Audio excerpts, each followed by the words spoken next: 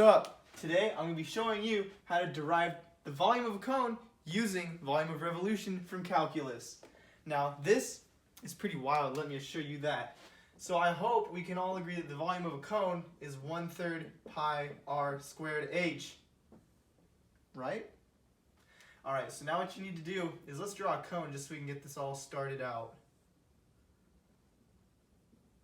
So here is your standard cone, right here. You got your radius right here, and you got your height. Now if you draw that cone on its side, you get something looking a little bit like this. With your radius right here again, and this is your height. Now, here's where the fun begins. You can turn that into a coordinate system like this, where this would represent your radius, and this would represent your height. And if you want to do volume of revolution, you can just draw a straight line, or f of x equals x. Your most basic equation right there. Y equals x. Perfectly proportional.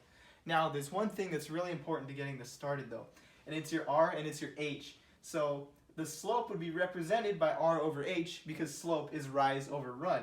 So you always got to remember that f of x in this case is equal to r over h x. That's important. Now, step one of volume revolution is establishing your radius. The radius here is just equal to that, r over h of x. And your area, which is going to be the area of a circle, which is pi r squared, pi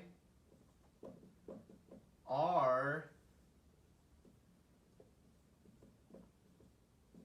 squared. Now, once you square that, you're going to get this, pi r squared x squared over h squared.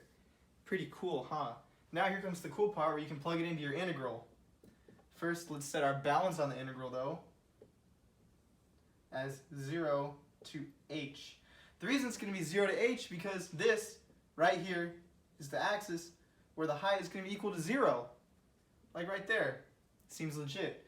And then h, however long h is going to be, so that's going to be your h up there. 0 to h, and then put in this right here. R squared x squared h squared dx. Now you can take some stuff out of the integral to simplify this a lot, which is going to be really nice. Take out the pi, take out the r squared, take out the h squared, and you're left with only x squared dx in the integral. Now it's looking pretty easy, huh? So just evaluate your integral as normal.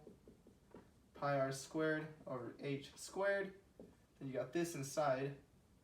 X cubed over 3, evaluate bar, h and 0. Now you can plug that in, and your second term, which is going to be subtracted away from, is just going to vanish because it's a 0 right there. So you don't need to worry about that at all. Pi r squared over h squared times h cubed over 3, let's just say minus 0. So now you plug that in there, pi r squared h cubed over h squared, and then the 3 in the front. Do some canceling, and you are left with the volume of a cone. Pretty dang awesome. Awesome. Thank you for watching, and I hope to see you soon on another video.